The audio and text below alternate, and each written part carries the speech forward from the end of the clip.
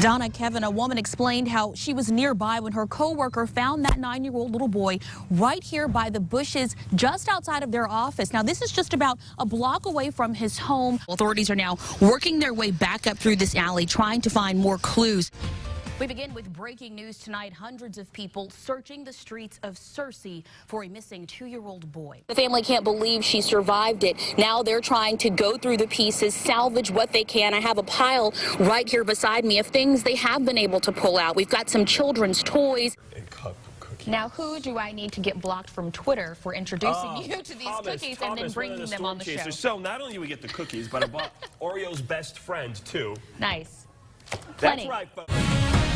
We begin with breaking news tonight into the KARK4 newsroom. Little Rock police on the scene of a standoff.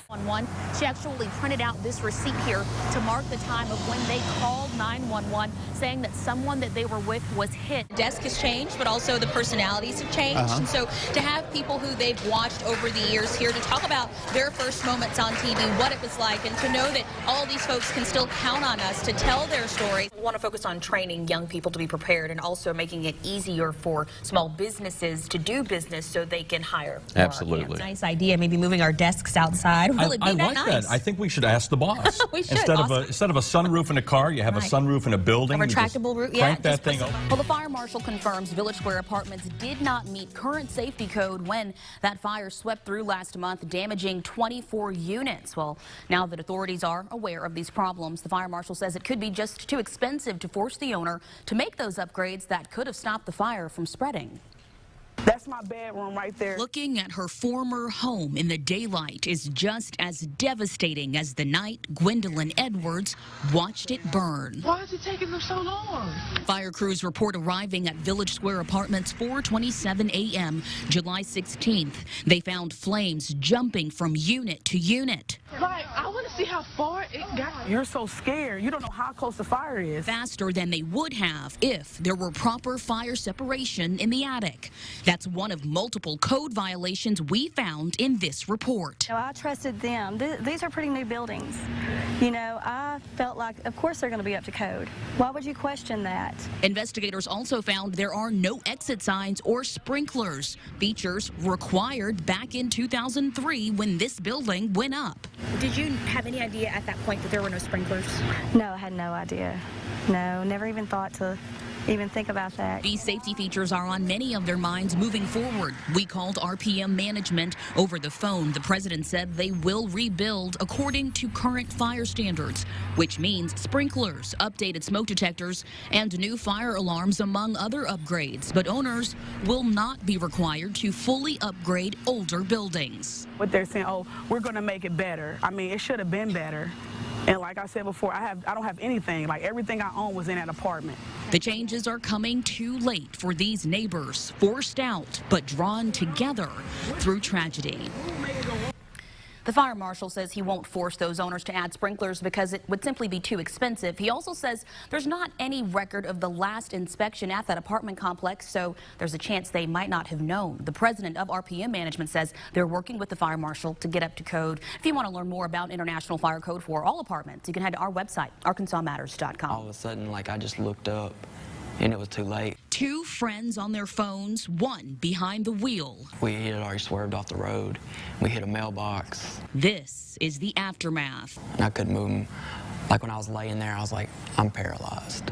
August 2013, high school senior Grant Pyle went from swimming laps to... I was on a ventilator. They had to put a trach in, so I couldn't even breathe on my own. After 6 months at Arkansas Children's Hospital, Pyle is proving while most of his movements are limited, life goes on. I can feed myself. I can brush my hair. I can brush my teeth. I have a girlfriend. His relatives formed a chapter of FAD, Families Against Distracted Driving. He got a $300 fine and 120 hours of community service. Taking Pyle's story to lawmakers, pushing for stiffer penalties for distracted drivers. Thanks to Paul's law, since 2013, courts have handed down 334 convictions for texting and driving. The penalty? A $100 fine. It's a safety bill. Representative David Fielding is trying to amend Paul's law by adding escalating penalties and fines. In his bill, a driver caught 3 times would lose their license for a year and pay $500 in fines. But right now, enforcement is a major hurdle. It's very difficult for law enforcement to actually pull you over because you might not be texting driving. You might be looking for a phone number. Fielding is working out the kinks with law enforcement while Pyle hits the road, settling into his new role as an advocate. It only takes like a few seconds, and you're paralyzed, you know, or you die. It's just serious. This is KARK 4 News at 10. We begin with breaking news tonight into the KARK4 newsroom. Little Rock police on the scene of a standoff. Thanks for joining us tonight. I'm Brittney Johnson. Let's head straight to 7th and Valentine, where it all started around 7 o'clock this evening with a domestic dispute call. KARK4's Leah Uko live on the scene tonight. Leah, what can you tell us now? Thanks so much, Leah. We'll continue to update you on that story on ArkansasMatters.com. Because your safety matters, the search is on for a new home for state prisoners. After years of overcrowding, Arkansas Department of Correction officially advertising for a location for a 1,000-bed facility. KARK4's Hillary Hunt has details on what the state is looking for and how this could impact communities. Hillary Hunt reporting. Towns have until October 24th to fill out the application requested by the department. The town of Mena has already requested a town hall meeting for this Friday. There, the Department of Corrections will be there to inform and answer all questions for the residents. Authorities identify a man killed by an off-duty sheriff's deputy in Fort Smith Saturday. Police tell CNN affiliate KFSM 23-year-old Justin Higgins was killed after being involved in a domestic dispute. Authorities responded to a call that someone had kicked in the door of a home, then ran toward Jenny Lind Road and Interstate 540, where he was then spotted by officers. You're looking at video from that scene right there. Well, police say after a series of carjackings and shootouts, a deputy shot and killed the suspect on Bellhaven View Street. I had just got through walking my dog, or I could have been the one taken hostage. You just never know what crazy people will do. Well, the deputy in this case will be on paid suspension while the investigation continues as proper protocol. The sheriff's office will provide a counselor for the deputy before he returns to work. Conway police arrest an 18-year-old accused of stealing cars from a dealership. Daniel Van Horn faces charges of theft of property and criminal mischief. According to police, last week, 5 cars were broken into and 2 of them stolen from Riley's Premier Motors on Harkrider Street. Well, officers put out an alert for the stolen Jeep and F-150 pickup truck. And when they recovered the 2 vehicles Saturday, they also nabbed the suspect, Van Horn. A man sits behind bars tonight accused of lighting his kitchen on fire. This happened in Jonesboro on Matthews Avenue. When police showed up in reference to an assault, the victim told authorities her boyfriend poured gasoline on her and her kitchen floor, then sparked a fire. Well, police arrested Michael Walk on unrelated charges, but the landlord there tells police he plans on pressing charges. An Arkansas woman who served time for hitting and killing a construction worker in 2011 and was arrested again for DWI earlier this summer is now back in trouble again. 3 years ago, authorities charged 53-year-old Joe Jackson with negligent homicide for hitting and killing John Looper. Well, in June, police picked up Jackson for DWI again. Those charges are pending, but now she's facing another round of DWI charges in Fayetteville. Police explained why she's still on the road. There are rules, and unfortunately, contrary to what some people wish we could do or can't do, there are laws and there are procedures in place. Sometimes they, may not make sense, but they're there for a reason. Sergeant Stout says Jackson could be running out of chances. She's bonded out at the maximum of $2,000.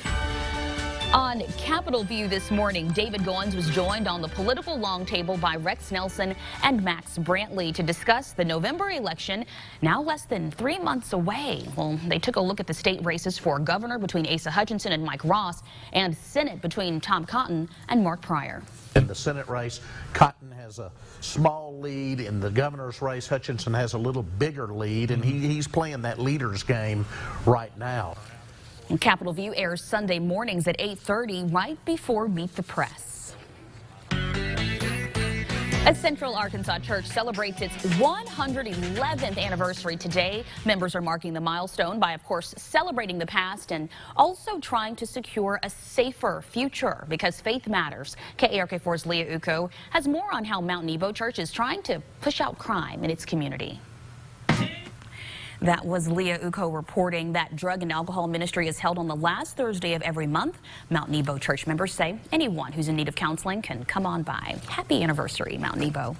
Medical bills can add up quick, and not paying them could cost you even more. How unpaid medical bills could put a knock on your credit score and make it harder for you to take out a loan.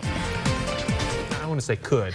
If we're going to see 60 in Little Rock, much of North Arkansas will be in the 50s on Thursday morning. And they'll think they're in October, right? Oh, yeah. And just with the football season getting closer, it's going to start feeling, man, we're going to get that football fever for sure. You know what I was going to say? It does get people excited, yeah, right? But then the sun's going to come back out. We're going to have a hot September, and it's going to be like it never happened, Don't right? say that. Don't say that at all. We can hold on to hope. Yeah. Well, thanks a lot, Pat.